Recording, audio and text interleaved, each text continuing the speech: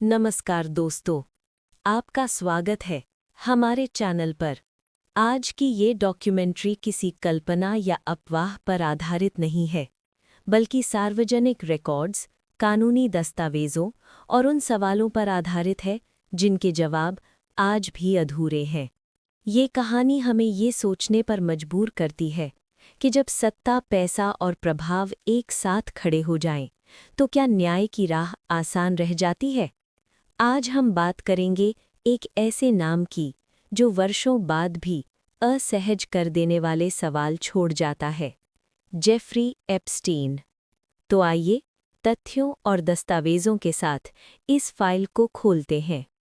कुछ कहानियां अदालत में ख़त्म होती हैं, कुछ फैसले पर, और कुछ कभी ख़त्म नहीं होती। जेफरी एप्स्टीन, एक ऐसा नाम जो दौलत, सत्ता और अपराध से जुड़कर दुनिया की सबसे विवादित कहानियों में बदल गया। उसकी मौत के सालों बाद भी सवाल वही हैं, क्या पूरी सच्चाई कभी सामने आई? और अगर नहीं, तो क्यों? ये डॉक्यूमेंट्री अफवाहों पर नहीं, बल्कि सार्वजनिक रिकॉर्ड्स, दस्तावेज़ों और अधूरे जवाबों पर आधारित है। जेफरी एप्स्टीन एक अमेरिकी फाइनेंसर था, लेकिन उसकी दौलत का स्रोत हमेशा स्पष्ट नहीं रहा। उसके पास न्यूयॉर्क, फ्लोरिडा और कैरेबियन में महंगी संपत्तियां थीं, निजी विमान थे, एक निजी द्वीप था। वो बेहद ताकतवर और मशहूर लोगों के बीच आना जाना रखता था, लेकिन सार्वजनिक जीवन में वो ज़्यादा दिखाई नहीं देता था। सालों तक उसका नाम सिर्फ बंद कमरों में ही लिया जाता रहा। 2008 में फ्लोरिडा में जेफरी एप्स्टीन पर नाबालिगों के यौन शोषण से जुड़े आरोप लगे। उसने दोष स्वीकार किया, लेकिन इसके बाद जो हुआ, उसने पूरी न्याय प्रणाली पर सवाल खड़े कर दिए।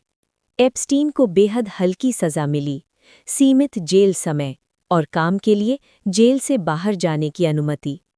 कई पीड़ितों ने बाद में कहा कि उन्हें इस समझौते की जानकारी तक नहीं दी गई। सालों बाद सरकारी अधिकारियों ने भी माना कि ये समझौता गंभीर रूप से त्रुटिपूर्ण था। एप्स्टीन का मामला सिर्फ अपराध तक सीमित नहीं रहा। अदालती दस्तावेज़ों और फ्लाइट रिकॉर्ड्स में कई प्रभावशाली नाम सामने आए। ये बात साफ समझना ज़रूरी है कि किसी फाइल में नाम होना दोषी होने का प्रमाण नहीं है। लेकिन सवाल ये है कि क्या ताकतवर संबंधों ने एप्स्टीन को लंबे समय तक बचाए रखा? यही वजह है कि ये केस सिर्फ एक व्यक्ति की कहानी नहीं, बल्कि पूरे सिस्टम की परीक्षा बन गया। 2019 में फेडरल एजेंसियों ने जेफरी एप्स्टीन को फिर गिरफ्तार किया। इस बार आरोप थे नाबालिगों की तस्करी। मामला राष्ट्रीय स्तर पर चर्चा में आ गया। पीड़ितों को लगा अब शायद न्याय मिलेगा, लेकिन मुकदमा शुरू होने से पहले ही कहानी ने एक और मोड़ ले लिया। 10 अगस्त 2019 को जेफरी एप्स्टीन अपनी जेल कोठरी में मृत पाया गया। आधिकारिक तौर पर इसे आत्महत्या बताया गया, लेकिन बाद में कई गंभीर लापरवाहियां सामने आईं। कैमरे काम नहीं कर रहे थे, निगरानी में चूक हुई। इन तथ्यों ने दुनिया भर में सवाल और संदेह पैदा कर दिए। एप्स्टीन फाइल्स कोई एक दस्तावेज नहीं है। ये अलग अलग समय पर जारी हुए कानूनी रिकॉर्ड्स, डेपोजिशंस, फ्लाइट लॉग्स और सिविल केस फाइल्स हैं। इनमें कई नाम हैं, कई जगह काले स्याह बॉक्स। ये फाइलें पूरी सच्चाई नहीं बताती, लेकिन ये ज़रूर दिखाती हैं कि जवाब कितने अधूरे हैं। इस कहानी के केंद्र में जेफरी एप्स्टीन नहीं, पीड़ित हैं। वो लोग जिनकी जिंदगी हमेशा के लिए बदल गई। कईयों को न्याय देर से मिला, कईयों को मिला ही नहीं। यही इस केस की सबसे बड़ी त्रासदी है। एप्स्टीन की कहानी सिर्फ एक आदमी की कहानी नहीं है। ये ताकत, चुप्पी और देर से मिलने वाले न्याय की कहानी है। कुछ फाइलें शायद कभी पूरी तरह बंद ना हों, लेकिन उनसे मिलने वाले सबक हम अनदेखे नहीं कर सकते।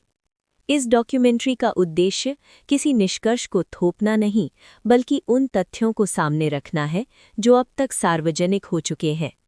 जेफरी एप्स्टीन की कहानी सिर्फ एक व्यक्ति तक सीमित नहीं है। ये उस व्यवस्था की कहानी है जहां जवाबदेही अक्सर देर से आती है। असली सवाल ये नहीं है कि फाइल में कौन कौन से नाम हैं, बल्कि ये है कि न्याय की प्रक्रिया कितनी पारदर्शी रही है। कुछ फाइलें शायद कभी पूरी तरह बंद ना हो, लेकिन उनसे उठने वाले सवाल हमें अनदेखे नहीं करने चाहिए।